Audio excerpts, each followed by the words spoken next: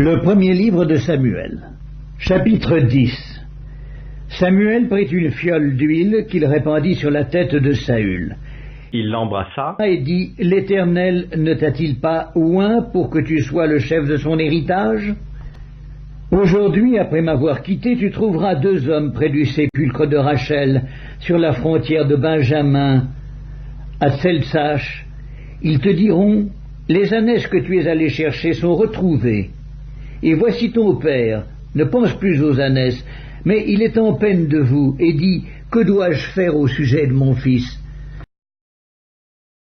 De là, tu iras plus loin et tu arriveras aux chênes de Tabor, où tu seras rencontré par 3 hommes montant vers Dieu à Béthel, et portant l'un 3 chevreaux, l'autre 3 gâteaux de pain, et l'autre une outre de vin. Ils te demanderont comment tu te portes, et ils te donneront 2 pains que tu recevras de leurs mains. Après cela, tu arriveras à Gibéa Elohim, où se trouve une garnison de Philistins.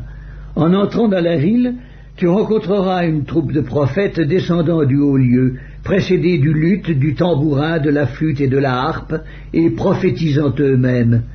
L'Esprit de l'Éternel te saisira, tu prophétiseras avec eux, et tu seras changé en un autre homme.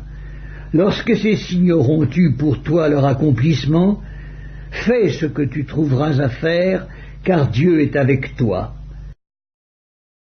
Puis tu descendras avant moi à Gilgal, et voici, je descendrai vers toi pour offrir des holocaustes et des sacrifices d'action de grâce.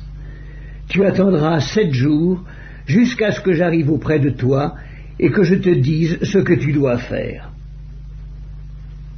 Dès que Saül eut tourné le dos pour se séparer de Samuel, Dieu lui donna un autre cœur, et tous ces signes s'accomplirent le même jour. Lorsqu'ils arrivèrent à Gibéa, voici, une troupe de prophètes vint à sa rencontre. L'Esprit de Dieu le saisit, et il prophétisa au milieu d'eux. Tous ceux qui l'avaient connu auparavant virent qu'il prophétisait avec les prophètes, et l'on se disait l'un à l'autre dans le peuple, qu'est-il arrivé au fils de Kis? Saül est-il aussi parmi les prophètes? Quelqu'un de Gibéa répondit, et qui est leur père? De là le proverbe, Saül est-il aussi parmi les prophètes? Lorsqu'il eut fini de prophétiser, il se rendit au haut lieu. L'oncle de Saül dit à Saül et à son serviteur, « Où êtes-vous allés » Saül répondit, « Chercher les ânesses, mais nous ne les avons pas aperçues, et nous sommes allés vers Samuel. » L'oncle de Saül reprit, « Raconte-moi donc ce que vous a dit Samuel. » Et Saül répondit à son oncle, « Il nous a assuré que les ânesses étaient retrouvées. » Et il ne lui dit rien de la royauté dont avait parlé Samuel. Samuel convoqua le peuple devant l'Éternel à Mitzpa, et il dit aux enfants d'Israël, « Ainsi parle l'Éternel, le Dieu d'Israël. J'ai fait monter d'Égypte Israël, et je vous ai délivré de la main des Égyptiens et de la main de tous les royaumes qui vous opprimaient. Et aujourd'hui, vous rejetez votre Dieu, qui vous a délivré de tous vos maux et de toutes vos souffrances, et vous lui dites, établis un roi sur nous. Présentez-vous maintenant devant l'Éternel, selon vos tribus et selon vos milliers. » Samuel fit approcher toutes les tribus d'Israël, et la tribu de Benjamin fut désignée. Il fit approcher la tribu de Benjamin par famille, et la famille de Matri fut désignée. Puis Saül, fils de Kis, fut désigné.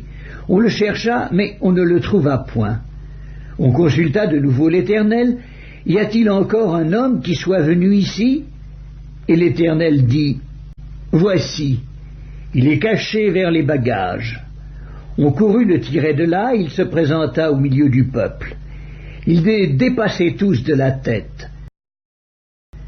Samuel dit à tout le peuple, « Voyez-vous celui que l'Éternel a choisi? Il n'y a personne dans tout le peuple qui soit semblable à lui. » Et tout le peuple poussa les cris de « Vive le roi !» Samuel fit alors connaître au peuple le droit de la royauté, et il l'écrivit dans un livre qu'il déposa devant l'Éternel. Puis il renvoya tout le peuple, chacun chez soi. Saül aussi s'en alla dans sa maison à Gibéa. Il fut accompagné par les honnêtes gens dont Dieu avait touché le cœur. Il y eut toutefois des hommes pervers qui disaient « Quoi, c'est celui-ci qui nous sauvera ?»